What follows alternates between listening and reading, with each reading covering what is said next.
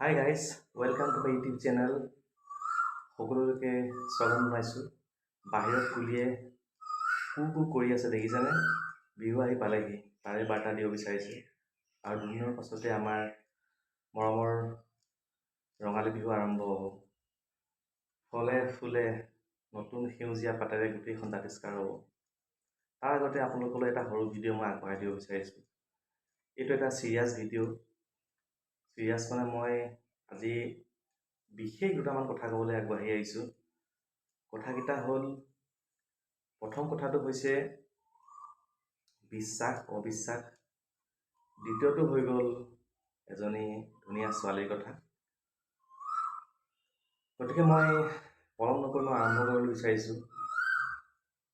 চাওক, বিশ্বাস এনেকুৱা এটা বস্তু, যি বস্তুটোৱে মানুহক একেবাৰে জিৰ'ৰ পৰা হিৰ' কৰি দিব বিচাৰে পাৰিব, আৰু হিৰ'ৰ পৰা জিৰ' কৰি দিব বিচাৰে।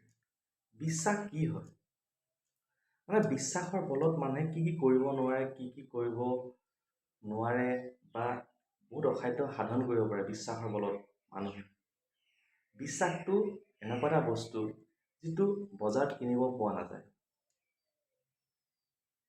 বিশ্বাস হ'ল এটা গেৰাণ্টি মানে, গম পাইছেনে? মই আজি এটা বিশ্বাসৰ আলম লৈ এটা মই কথা ক'ম যে সকলোৱে নিজৰ নিজৰ লাইফত কিছুমান কাম কৰি চলি আছে। এই কথাটো হ'ল কি, আজি মই যি কাম কৰি আছোঁ, মোৰ কামৰ পৰা বেলেগ কোনোবাই উপকৃত হৈ আছে। আজি কোনোবাই বেলেগ কিবা কাম কৰি আছে, তাৰ পৰা মই উপকৃত হৈ আছোঁ। মানে পৰস্পৰে পৰস্পৰৰ ওপৰত আমি নিৰ্ভৰশীল, হয়নে? এই কথাটো হ'ল কি, এতিয়া ধৰি লওক আপুনি এটা কাম যদি আপুনি কৰিবলৈ যায়, আপুনি সেই কামটো কৰিবৰ কাৰণে 100% আপুনি এফৰ্ট দিব।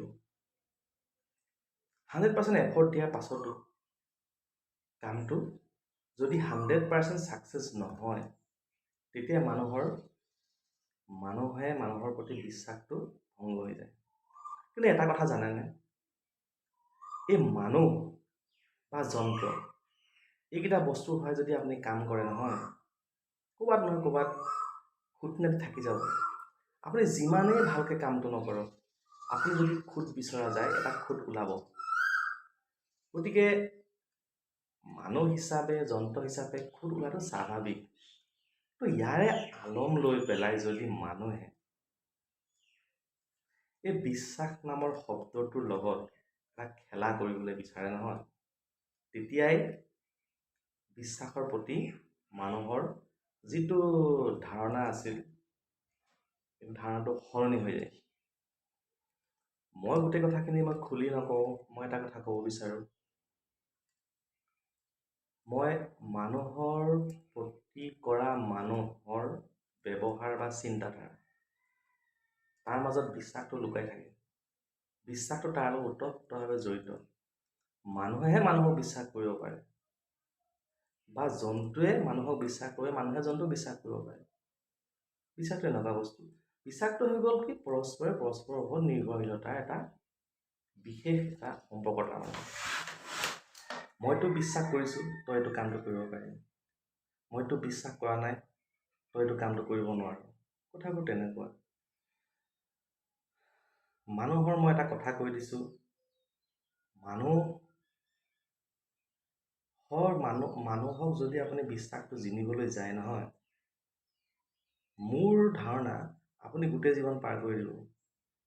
আপুনি সেই মানুহজনৰ ওপৰত আপুনি বিশ্বাসটো আনি দিব নোৱাৰে। কিয় আনি দিব নোৱাৰে গম পায়নে? মানুহৰ এইটো এটা স্বভাৱগত কিছুমান বৈশিষ্ট্য কাৰণে মানুহৰ প্ৰতি আপুনি 100% বিশ্বাস আপুনি কেতিয়াও আনিব নোৱাৰে।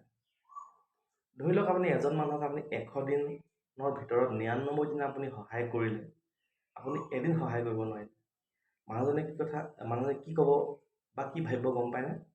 সেই যে এদিন যে আপুনি সহায় নকৰিলে বা উপকাৰ নকৰিলে, সেই কথাটো তেখেতে চিৰ জীৱন মনত থ'ব।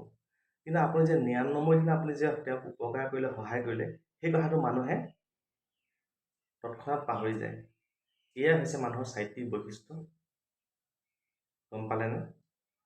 এই চাৰিত্ৰিক বৈশিষ্ট্যৰ কাৰণে মানুহে মানুহৰ প্ৰতি বিশ্বাসটো হেৰাই যায়। আৰু কিনো কম,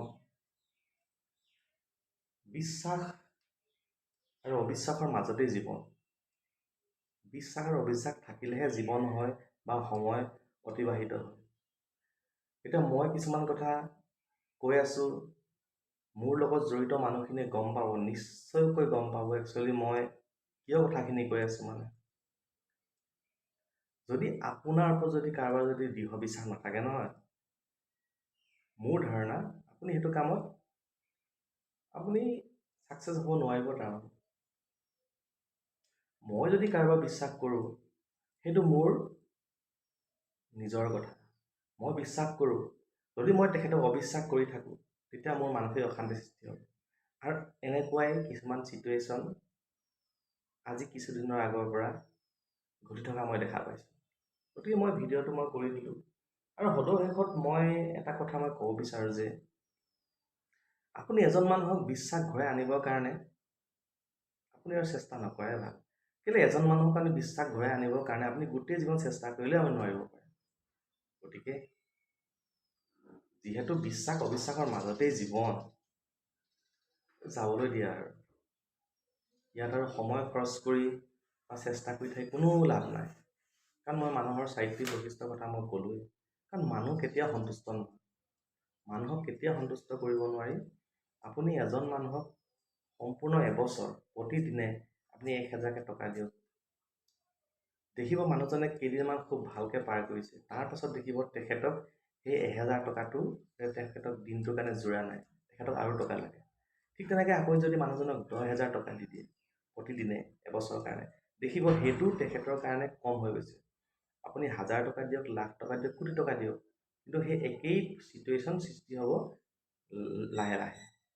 গতিকে মানুহৰ জীৱনটো তেনেকুৱা। গতিকে কি ক'ম, বিশ্বাস অবিশ্বাস, আস্থা অনাস্থা এইবোৰ জীৱনত থাকিবই। আৰু মোক যিসকলে বিশ্বাস কৰে অন্তৰেৰে নহয়, মই তেওঁলোকক বহুত ধন্যবাদ জনাম।